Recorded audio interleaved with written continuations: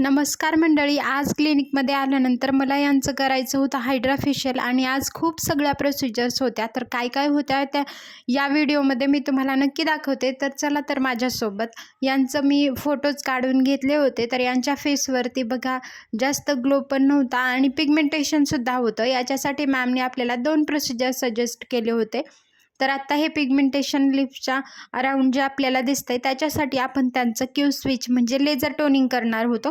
त्याच्यामुळे जे deep pigmentation असेल ते सुद्धा कवर होतं. मग मी त्यांचं हायड्रा फेशियल करायला घेतलं होतं आणि हायड्रा फेशियलची आपल्याकडे आत्ताच काही दिवसापूर्वी नवीन मशीनचं आलेली आहे. तर त्याच्यामध्ये मी खूप सगळे हायड्रा फेशियल केलेले आहेत. तर मग यांचंसुद्धा हायड्रा फेशियल मला करायचं होतं. मग ते केल्यानंतर मॅममध्येच आल्या होत्या आणि मॅमनी केलं होतं त्यांचं लेझर टोनिंग. तर लिप्सच्या आजूबाजूला जे डार्क पिगमेंटेशन खूप जणांना असतं तर त्याच्यासाठी आपण लेझर टोनिंग करू शकतो आणि त्याच्याने आपल्याला खूप छान रिझल्ट मिळतात. त्याच्यानंतर मी त्यांना लावलं होतं एक पील. ते पील आपल्याला 10 मिनटं ठेवायचं होतं आणि त्याच्यानंतर आपल्याला त्यांच्या फेसवरती हायड्रा फेशियल शीट मास्क लावायचा होता हायड्रेटिंगसाठी. तर तुम्हाला कसा वाटतो त्यांच्या फेसवरचा ग्लो? तर लेझरनी काय आत्ताच आपल्याला एवढ्या लवकर म्हणजे लेझर टोनिंगने इफेक्ट वाटणार नाही, थोडासा वाटेल पण जास्त रिझल्ट 3-4 दिवसानंतर वाटतो. तर मग ते पिगमेंटेशन टार्गेट करण्यासाठी किंवा जे लेझर टोनिंग आपण करतो त्याचा इफेक्ट 2-3 दिवसानंतर आपल्याला छान फेसवरती जाणवतो.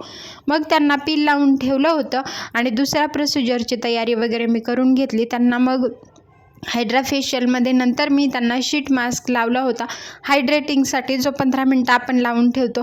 हायड्रा फेशियलचा आफ्टर रिझल्ट मी तुम्हाला दाखवते. खूप छान ग्लो त्यांच्या फेसवरती आला होता आणि खरंच प्रत्येकाने महिन्यातून किमान एकदा तरी हायड्रा फेशियल हे नक्कीच केलं पाहिजे.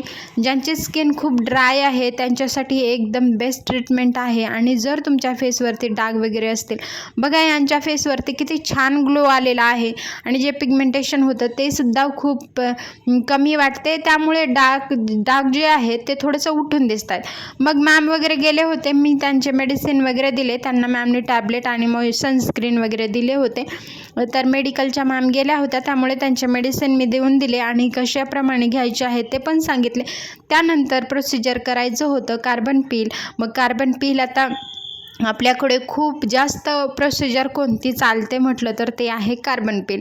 खूप सगळे कार्बन पील करतात. तर हे सुद्धा आजसुद्धा यांचं होतं. तर यांच्या नंतरचे सुद्धा मी फोटोज तुम्हाला दाखवते की कार्बन पीलमध्ये इन्स्टंट ग्लो कसा फेसवरती दिसतो आणि कशाप्रकारे त्याचे रिझल्ट्स आपल्याला दिसतात. कार्बन आता मॅम इथे हीट करून घेत आहेत. मग बघा आफ्टर रिझल्ट त्यांचे फेस कसा ग्लो करतो आणि इवन स्किन टोन होतो. कार्बनचं हेच मेन वैशिष्ट्य असतं की त्याच्यामध्ये इवन होतो स्किन टोन आणि लेझर हे डीप पिगमेंटेशन त्यालासुद्धा खूप छान प्रकारे टार्गेट करतं. मग बघा एक जण आले होते, एक पेशंट, त्यांचं नेकवरती वॉर्ट होता.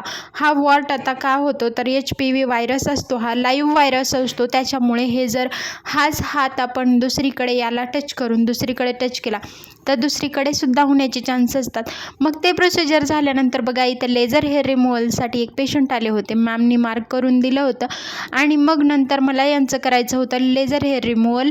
तर यांचं हे पहिलंच सेशन होतं. तर आपल्याकडे लेझर हेअर रिमूव्हलसाठी पॅकेज पेमेंटसुद्धा होत असतात आणि खूप छान प्रकारे रिझल्ट आपल्याला लेझरमध्ये दिसतात. तर ज्यांना कुणाला PCOD आहे किंवा आधीच कुणाची हेअर ग्रोथ जास्त असते, थिक असते, तर ती कमी करण्यासाठी खूप छान रिझल्ट येतो आपल्याला लेझरमुळे.